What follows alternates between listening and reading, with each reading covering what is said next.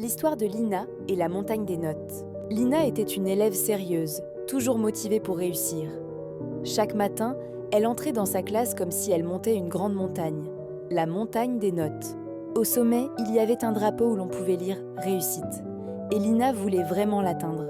Mais plus elle montait, plus la montagne semblait lourde. Il y avait les contrôles, les devoirs, les attentes des professeurs et même les petites phrases de ses camarades. T'as eu combien ? Moi, j'ai eu mieux.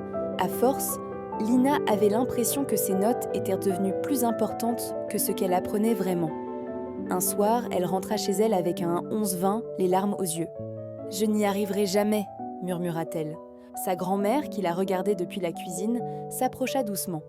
« Tu sais, Lina, les notes ne sont qu'un thermomètre, pas un jugement. Elles disent juste où tu en es, pas qui tu es. » Lina releva la tête.